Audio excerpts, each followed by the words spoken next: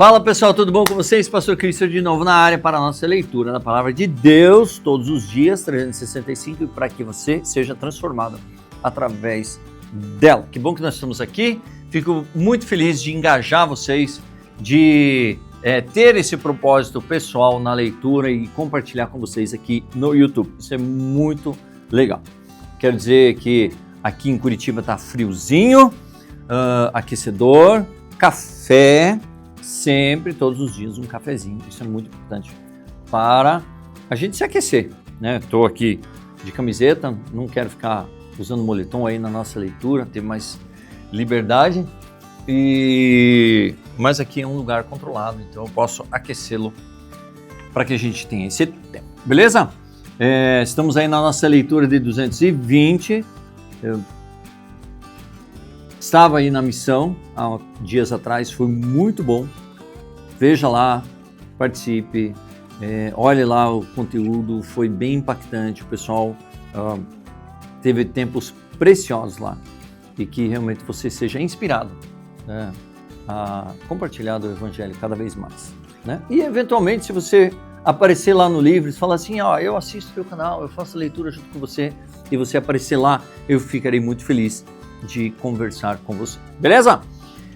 Então, dito isso, põe aqui, tem um cardzinho de uma tabela, deixa eu pegar aqui, faz tempo que eu não mostro, essa tabela aqui, faz tempo que eu não mostro para vocês, né, gente, essa tabelinha aqui cronológica, que fala sobre reis, a linha cronológica do Antigo Testamento, para que você saiba do que se trata a leitura que a gente está fazendo do Antigo Testamento. Beleza? Dito isso, bora para a leitura.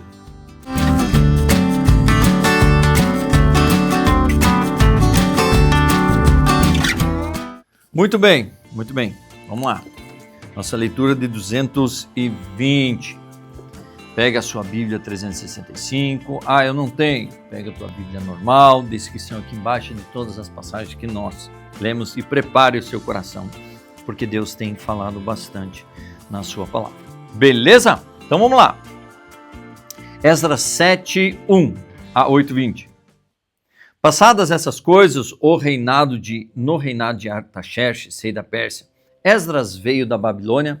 Esdras era filho de Seraías, filho de Azarias, filho de Euquias, filho de Salum, filho de Zadok, filho de Aitube, filho de Amarias, filho de Azarias, filho de Meraiote, filho de Zeraías, filho de Uzi, filho de Buqui, filho de Abissui, filho de Finéias, filho de Eleazar, filho de Arão, o sumo sacerdote. Ele era escriba, versado na lei de Moisés, dado pelo Senhor, Deus de Israel, e como a mão do Senhor, seu Deus, estava sobre ele, o rei lhe deu tudo o que ele havia pedido. Também vieram para Jerusalém alguns dos filhos de Israel, dos sacerdotes, dos levitas, dos cantores, dos porteiros e dos servidores do templo. Isso foi no 7º ano do reinado de Artaxerxes. Esdras chegou a Jerusalém no 5º mês, no 7º ano deste rei. Ele partiu da Babilônia no 1º dia do 1º mês e no 1º dia do 5º mês. Chegou a Jerusalém porque a mão bondosa de seu Deus estava sobre ele, porque Esdras pôs no coração o propósito de buscar a lei do Senhor, cumpri-la e ensinar em Israel os seus estatutos e os seus juízos. Esta é a cópia da carta que o rei Artaxerxes entregou ao sacerdote Esdras, o escriba versado nas palavras, nos mandamentos e nos estatutos que o Senhor deu a Israel. Tem que lembrar se está gravando. Tá. Artaxerxes, rei dos reis, ao sacerdote Esdras, escriba do lei de Deus do céu, paz perfeita. Estou decretando que no meu reinado todo aquele do povo de Israel e dos seus sacerdotes e levitas que quiser ir com você para Jerusalém, que vá. Você está sendo autorizado pelo rei e os seus 7 conselheiros para fazer uma averiguação em Judá e em Jerusalém, segundo a lei do seu Deus, o qual está em suas mãos. Leve a prata e o ouro para os reis, e os seus conselheiros espontaneamente oferecerão ao Deus de Israel, cuja habitação está em Jerusalém. Leve também a prata e ouro que você achar em toda a província da Babilônia, com as ofertas voluntárias do povo e dos sacerdotes, oferecidas espontaneamente para o templo do seu Deus em Jerusalém. Empregue esse dinheiro com diligência e compre novilhos, carneiros, cordeiros, com as suas ofertas de cereais e suas libações para oferecer sobre o altar do templo do seu Deus em Jerusalém. Com o resto da prata e do ouro, você e seus irmãos podem fazer o que acharem melhor, segundo a vontade do seu Deus. E os utensílios que lhe foram dados para o serviço da casa do seu Deus, restitua-os diante de Deus de Jerusalém, e tudo mais que for necessário para o templo do seu Deus e que você tiver de providenciar será pago pela casa do tesouro do rei. Eu mesmo, o rei Artaxerxes, estou decretando a todos os tesoureiros que estão do outro lado de Eufrates o que se segue: entreguem diligentemente tudo o que o sacerdote Esdras, escribas da lei do Deus do céu, solicitar, até 3.400 quilos de prata, 10.000 quilos de trigo, 2.000 litros de vinho, 2.000 litros de azeite e sal à vontade.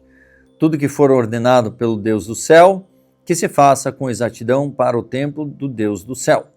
Pois porque haveria grande ira sobre o reino do rei e dos seus filhos? Também informamos a respeito de todos os sacerdotes e levitas, cantores, porteiros, de todos os que servem nesta casa de Deus, que não será lícito impor-lhes nem direitos, nem impostos, nem pedágios. E você, Esdras, conforme a sabedoria que o seu Deus lhe deu, nomeie magistrados e juízes que julguem todo o povo que está na região do outro lado do Eufrates, isto é, todos os que reconhecem as leis do seu Deus, e que elas sejam ensinadas aos que não os conhecem. Todo aquele que não observar a lei do seu Deus e a lei do rei com diligência, seja condenado ou à morte, ou ao desterro, ou ao confisco de bens, ou à prisão. Bendito seja o Senhor, Deus dos nossos pais, que deste modo moveu o coração do rei para adornar a casa do Senhor em Jerusalém, e que estendeu para mim a sua misericórdia diante do rei, dos seus conselheiros e de todos os seus príncipes poderosos. Assim eu me animei, porque a mão do Senhor, meu Deus, estava sobre mim, e reuni alguns chefes de Israel para voltarem comigo. Esses são os chefes das famílias, e esta é a genealogia dos que voltaram comigo da Babilônia, no reinado do rei Artaxerxes. Dos filhos de Finéias, Gerson; dos filhos de Itamar, Daniel; dos filhos de Davi, Atus; dos filhos de Secanias; dos filhos de Parós, Zacarias, e com eles foram registrados 150 homens. Vamos lá, temos aí não, é curtinho, achei que era comprido. Dos filhos de Pat-Moabe, Elioenai, filho de Zeraías, e com ele 200 homens. Dos filhos de Secanias, o filho de Jaziel, e com ele 300 homens. Dos filhos de Adim, Ebede, filho de Jonatas, e com ele 50 homens. Dos filhos de Elão, Jesaías, filhos de Atalias, e com eles 70 homens. Dos filhos de Cefatias, Zebadias, filho de Micael, e com ele 80 homens. Dos filhos de Joabe, Obadias, filho de Jeiel, e com ele 218 homens. Dos filhos de Banes, Selomite, filho de Josifias, e com ele 160 homens. Dos filhos de Bebai, Zacarias, o filho de Bebai, e com ele 28 homens. Dos filhos de Asgade, Joanã, o filho de Acatã, e com ele 110 homens. Dos filhos de Adonicão, últimos a chegar, seus nomes eram estes: Elifelete, Jeiel, Semaías, e com eles 60 homens. Dos filhos de Bigvai, Utai e Zabude, e com eles 70 homens. Eu os reuni perto do rio que corre para Ava, onde ficamos acampados 3 dias, atentando para o povo e para os sacerdotes, e não tendo achado nenhum dos filhos de Levi, mandei chamar Eliezer, Ariel, Semaías Elnatã, Jaribe, Elnatã, Natã, Zacarias e Mesulão, os chefes, bem como Joiaribe e Elnatã, que eram sábios. E eu enviei a Ido, chefe em Casifia, e lhes dei as palavras que deveriam dizer a Ido e aos servidores do templo, seus irmãos, em Casifia, para que nos enviassem ministros para o templo do nosso Deus. E com a mão bondosa de Deus estava sobre nós, ele nos enviaram um homem sábio, dos filhos de Milá, filho de Levi, filho de Israel, a saber, Serebias, com os seus filhos e irmãos, em número de 18. Também mandaram Asabias, e com ele Jesaías, dos filhos de Merari, com seus irmãos e seus filhos deles, em número de 20.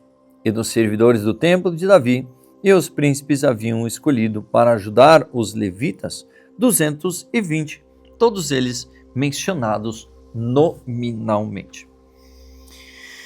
1 Coríntios 4, 1, 21.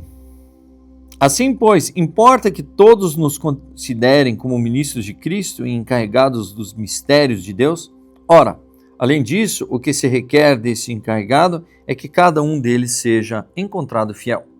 Mas a mim pouco importa ser julgado por vocês ou por um tribunal humano, nem eu julgo a mim mesmo. Porque a consciência não me acusa de nada, mas nem por isso me dou por justificado, pois quem me julga é o Senhor. Portanto, não julguem nada antes do tempo, até que venha o Senhor, o qual não somente trará a plena luz a coisas ocultas das trevas, mas também manifestará os desígnios dos corações. E então cada um receberá o seu louvor da parte de Deus. Meus irmãos, apliquei essas coisas figuradamente a mim mesmo e a Apolo por causa de vocês, para que, por nosso exemplo, vocês aprendam isto. Não ultrapassem o que está escrito, para que ninguém se encha de orgulho a favor de um em prejuízo do outro. Pois quem é que faz com que você sobressaia? E o que é que você tem que não tenha recebido? E se o recebeu, por que se gloria como se não o tivesse recebido? Vocês já estão fartos, já são ricos, chegaram a reinar sem nós. Sim, quem dera que vocês fossem reis, para que também nós viéssemos a reinar com vocês. Porque me parece que Deus pôs a nós, os apóstolos, em último lugar, como se fossem condenados à morte. Porque nos tornamos espetáculo para o mundo, tanto para os anjos como para os seres humanos. Nós somos loucos por causa de Cristo e vocês são sábios em Cristo. Nós somos fracos e vocês são fortes. Vocês são honrados e nós somos desprezados. Até a presente hora sofremos fome, sede e nudez, somos esbofeteados e não temos morada certa. E nos afatigamos, trabalhamos com as nossas próprias mãos. Quando somos insultados, bendizemos. Quando somos perseguidos, suportamos. Quando somos caluniados, procuramos conciliação. Até agora temos chegado a ser considerados lixos do mundo, escória de todos. Olha só Paulo falando sobre o caminhar com Cristo, né? E dizendo o que eles passam a respeito de Cristo. Mas isso nunca tirou a convicção deles, porque eles estão olhando para o quê? Para a eternidade, aquilo que Cristo prometeu. Deus prometeu através de Cristo que nós estejamos na presença dele. Não escreva essas coisas para que vocês fiquem envergonhados, pelo contrário, para admoestá-los com a meus filhos amados, porque ainda que vocês tivessem milhares de instrutores em Cristo, não teriam muitos pais, pois eu gerei vocês em Cristo Jesus pelo Evangelho. Portanto, eu peço a vocês que sejam meus imitadores. Por essa causa eu enviei até vocês Timóteo, que é meu filho amado e fiel no Senhor, o qual fará com que vocês se lembrem dos meus caminhos em Cristo Jesus, como por toda parte ensino em cada igreja. Alguns de vocês se encheram de orgulho, como se eu não fosse mais visitá-los. Mas em breve, se o Senhor quiser, irei visitá-los e então conhecerei, não a palavra, mas o poder desses orgulhosos. Porque o reino de Deus consiste não em palavra, mas em poder. O que vocês preferem?